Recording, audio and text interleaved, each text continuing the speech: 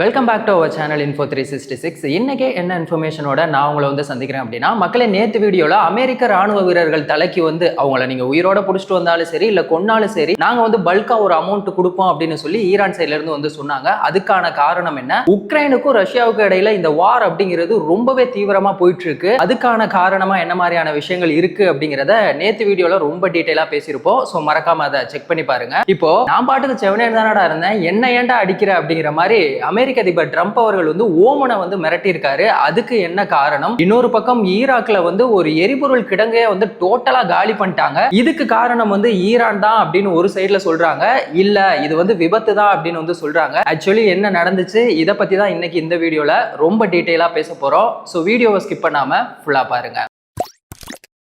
அமெரிக்காவா இருக்கட்டும் இல்ல ஈரான், ரெண்டு பேருக்குமே வந்துட்டு ரொம்பவே க்ளோஸான ஒரு நாடு வந்து ஓமன் அப்படின்னு தான் வந்து சொல்லணும். யாரோட சண்டைக்குமே வந்து போக மாட்டாங்க, அவங்க பாட்டுக்கு இருக்கடம் தெரியாம ரொம்பவே அமைதியா இருப்பாங்க. அப்படிப்பட்ட ஓமனை இன்னைக்கு ட்ரம்ப் அவர்கள் வந்து மிரட்டி இருக்காரு. அதுக்கு காரணமா என்ன மாதிரியான விஷயங்கள் இருக்கு அப்படிங்கிறத தெரிஞ்சுக்கலாம். இது எல்லாத்துக்குமே பெரிய பிரச்சனை என்ன, அவன் தாண்டா பெரிய வேலையை வாத்துட்டு போயிட்டான் அப்படிங்கிற மாதிரி இந்த ஸ்ட்ரைட் ஆஃப் ஹார்மோஸோடைய அந்த கடல்வழி பாதை அது ஒரு பக்கம் ஈரானுக்கு சொந்தமா இருக்கு, இன்னொரு பக்கம் யாருக்கு சொந்தமா இருக்கு அப்படின்னு சொல்லி பார்த்தோம்னா ஓமனுக்கு தான் வந்து சொந்தமா இருக்கு. இப்போ என்ன பிரச்சனை ஓமன் வந்து ஈரானோட புதுசா ஒரு ஒப்பந்தம் போட்டு நம்ம ஏன் வந்து இந்த ஸ்ட்ரைட் ஆஃப் ஹார்மோஸை திரும்பவும் ஓபன் பண்ணக்கூடாது, அங்க வந்து நம்ம எல்லா கப்பலையுமே வந்து அலோவ் பண்ணுவோம், அப்படி வர்ற கப்பல் எல்லாத்துக்குமே இப்போ டோல்கேட்ல எப்படி ஃபீஸ் வாங்குவாங்க அந்த மாதிரி நம்ம வந்து டோல் ஃபீஸ் வாங்குவோம் அப்படிங்கிற மாதிரியான விஷயங்களை வந்து சொல்லியிருக்காங்க. இந்த ஒரு ஒப்பந்தம் அப்படிங்கிறது ரகசியமா தான் வந்து இருந்திருக்கு. இது எப்படியோ அமெரிக்க அதிபர் ட்ரம்ப் அவர்களுக்கு வந்து தெரிஞ்சிருச்சு. அவர் தெரிஞ்சுக்கிட்டு சும்மா இருப்பாரா? ஏண்டா நீ வந்துட்டு என் கூட எவ்வளவோ க்ளோஸா இருக்க, ஆனா என்ன மீறி நீ வந்து ஈரானோட இந்த மாதிரியான ஒரு வேலையை பார்த்துக்கிட்டு இருக்கியே, இதெல்லாம் நியாயமா அப்படிங்கிற மாதிரி அமெரிக்க அதிபர் ட்ரம்ப் அவர்கள் வந்து ரொம்பவே காண்டாயிட்டாரு. அவர் சைட்ல இருந்து என்ன சொல்றாரு அப்படின்னா,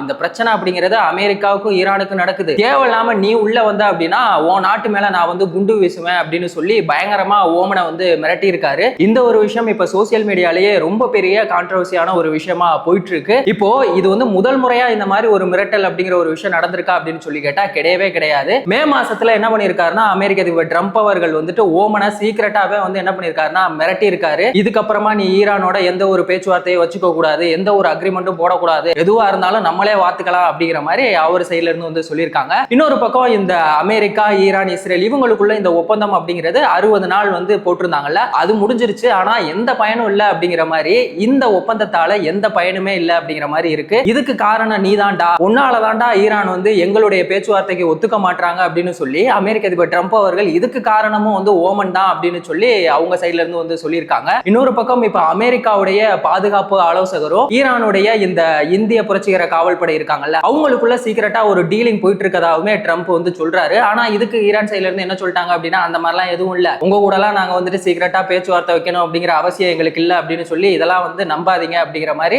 அவங்க சைட்ல இருந்து வந்து சொல்லியிருக்காங்க. இன்னொரு பக்கம் இப்ப அமெரிக்காவுல இடைத்தேர்தல் வரப்போகுது, நான் தான் வந்து இங்க எல்லா உலக நாடுகளை வந்துட்டு அமைதியா இருக்கிறதுக்கு காரணம் அப்படிங்கிறத நிரூபிக்கிறதுக்காக இந்த போரை எவ்வளவு சீக்கிரமா முடிக்க முடியுமோ அவ்வளவு சீக்கிரமா முடிக்கணும் அப்படின்னு சொல்லியும் அமெரிக்க அதிபர் ட்ரம்ப் அவர்கள் வந்து நினைச்சுக்கிட்டு இருக்காரு. இப்போ இந்த ஸ்ட்ரைட் ஆஃப் ஹார்மோஸ் அந்த கடல்வழி பாதை இருக்குல்ல, அதை வந்து அமெரிக்கா வந்து அவங்களோட கண்ட்ரோல்ல கொண்டு வரணும் அப்படிங்கிறது அமெரிக்க அதிபர் ட்ரம்ப் அவரோட நோக்கமா இருந்தாலும் இதுக்கு பின்னாடி பல சூழ்ச்சி இருக்கு. என்ன அப்படின்னா, இப்போ ஈரான் என்ன பண்ணுவாங்க அப்படின்னா, இந்த ஸ்ட்ரைட் ஆஃப் ஹார்மோஸ்ல கப்பல் எல்லாத்தையும் உள்ள விட்டு டோல் ஃபீஸ் எல்லாம் வாங்கினாங்க அப்படின்னா அவங்க பொருளாதார ரீதியா நம்மளை விட மேல வந்துருவாங்க, அவங்க நமக்கு வந்து மேல வரக்கூடாது, எப்பவுமே அவங்க நமக்கு கீழே அடிமையா தான் இருக்கணும், அவங்கள வந்துட்டு பொருளாதார ரீதியா நம்ம வந்து அடிச்சு காலி பண்ணணும் அப்படிங்கிறதுக்காக தான் அமெரிக்க அதிபர் ட்ரம்ப் அவர்கள் வந்து இப்படி ஒரு பக்காவா ஒரு பிளான் போட்டுக்கிட்டு இருக்காரு. சோ இது வந்து எங்க போய் முடிய போகுது அப்படிங்கிறதே தெரியல. இப்போ அமெரிக்க அதிபர் ட்ரம்ப் அவர்கள் வந்து இந்த மாதிரி மிரட்டினாங்க அப்படின்னா ஏற்கனவே ஓமனும் ஈரானும் அக்ரிமெண்ட் போடணும் அப்படின்னு சொல்லி இருக்காங்க. இது வந்து ஈரானுக்கு ரொம்ப பெரிய ஒரு பாசிட்டிவா இருக்கும் அப்படிங்கிற மாதிரியான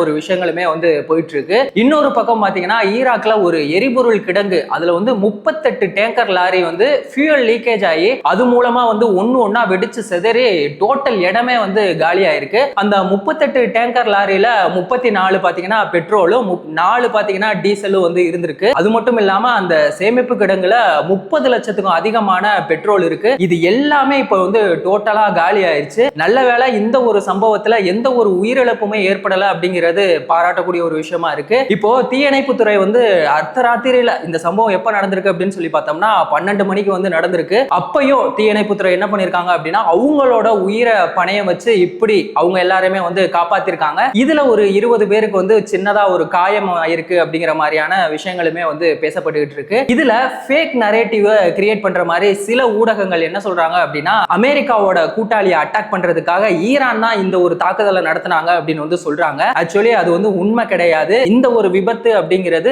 இது வந்து இயல்பா நடந்த ஒரு விஷயமே தவிர இது வந்து எந்த நாடுமே வந்துட்டு பழிதீக்கிறதுக்காக நடந்த ஒரு விஷயம் அப்படிங்கிறது வந்து கிடையாது. இன்னொரு பக்கம் என்ன இருக்கு அப்படின்னு சொல்லி பார்த்தோம்னா, அந்த எரிபொருள் கிடங்கு எல்லாமே பாத்தீங்கன்னா எந்த ஒரு பெர்மிஷனுமே இல்லாம இல்லீகலா நடக்குது அப்படிங்கிற மாதிரியான ஒரு குற்றச்சாட்டுமே இருக்கு. அது மட்டும் இல்லாம அங்கே சேஃப்டி அப்படிங்கிற ஒரு விஷயமுமே வந்து இல்ல. இந்த தீயணைப்புத்துறை அவங்க இருக்காங்கல்ல, அவங்க எல்லாமே வந்துட்டு மக்களை வந்து காப்பாத்துறதுக்காக போகும்போது என்ன இருக்குன்னா, அந்த நச்சு புகை இருக்குல்ல, அது மூலமா அவங்க வந்து மூச்சு திணறி மயக்கம் போட்டிருக்காங்க. இதையுமே சில ஊடகங்கள்ல என்ன பண்ணிட்டாங்க அப்படின்னு சொல்லி பார்த்தோம்னா மறைச்சிட்டாங்க. இந்த மாதிரியான நச்சு புகைகள் உருவாகும் போது என்ன ஆகும் அப்படின்னு சொல்லி பார்த்தோம்னா, இதனால பாதிக்கப்பட போறது விவசாயிகள் தான். விவசாயியுடைய நிலங்களா இருக்கட்டும், அது மட்டும் இல்லாம நிலத்தடி நீர், இது எல்லாமே வந்துட்டு ரொம்பவே பாதிக்கப்படக்கூடிய ஒரு சிச்சுவேஷன்ல தான் வந்து இருக்கு. இது எல்லாத்துக்குமே முக்கியமான காரணமா இந்த மாதிரியான விஷயங்கள் இருக்கு அப்படிங்கிறது ஒரு பக்கம் இருக்கு. இன்னொரு பக்கம் ஈரானுடைய தலைநகரான டெஹ்ரான்ல என்ன பண்ணிருக்காங்க அப்படின்னு சொல்லி பார்த்தோம்னா, எங்களோட டார்கெட் வந்து ட்ரம்ப் தான் அப்படின்னு சொல்லி we will kill Trump அப்படின்னு சொல்லி ஒரு போஸ்டர், பேனர் எல்லாத்தையுமே வந்துட்டு பக்காவா ரெடி பண்ணி வச்சிருக்காங்க. இப்போ இதுக்கு பயந்துட்டு அமெரிக்க அதிபர் ட்ரம்ப் அவர்கள் வந்துட்டு காமனா இருக்க விமானத்துல எல்லாம் வந்து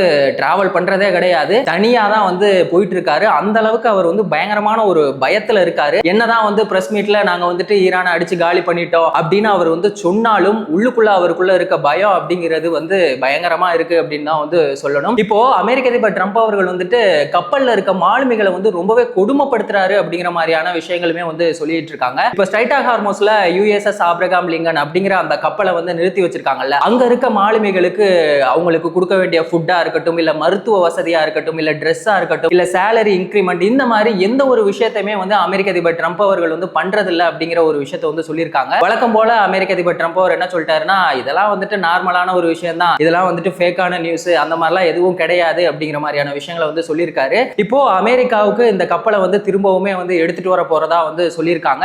இதுக்காக இன்னொரு புதிய கப்பலையுமே வந்துட்டு அங்க நிறுத்த போறதாவுமே வந்து சொல்லியிருக்காங்க. சோ இந்த அமெரிக்கா, ஈரான், இஸ்ரேல் இவங்களுக்குள்ள வார் அப்படிங்கிறது டைரக்டா நடக்கல அப்படின்னாலும் மாத்தி மாத்தி இந்த சவுதி ஹவுதி அவங்கள மோத விட்டு, இன்னொரு பக்கம் ஈரான், ஓமன், இந்த மாதிரி டைரக்டா இல்லாம இன்டைரக்டா இந்த வார் அப்படிங்கிறது கண்டினியூவா நடந்துகிட்டே தான் இருக்கு. சோ இந்த ஒரு இன்ஃபர்மேஷன் உங்களுக்கு வந்து யூஸ்ஃபுல்லா இருந்துச்சா? வார் சம்பந்தமான எந்த ஒரு அப்டேட்டா இருந்தாலும் அதை நீங்க டெய்லி தெரிஞ்சுக்கணும் அப்படின்னா நம்ம சேனலை நீங்க வந்து மறக்காம சப்ஸ்கிரைப் பண்ணுங்க, உங்க ஃப்ரெண்ட்ஸுக்கு ஷேர் பண்ணி சப்போர்ட் பண்ணுங்க. இந்த மாதிரி எந்த ஒரு இன்ஃபர்மேஷனா இருந்தாலும் அதை 10 நிமிஷத்துல தெரிஞ்சுக்கணும் அப்படின்னா நம்ம சேனலை வந்து சப்ஸ்கிரைப் பண்ணுங்க, உங்க ஃப்ரெண்ட்ஸுக்கு ஷேர் பண்ணி சப்போர்ட் பண்ணுங்க. வேறொரு வீடியோல வேறொரு இன்ஃபர்மேஷன்ல திரும்பவும் சந்திக்கலாம்.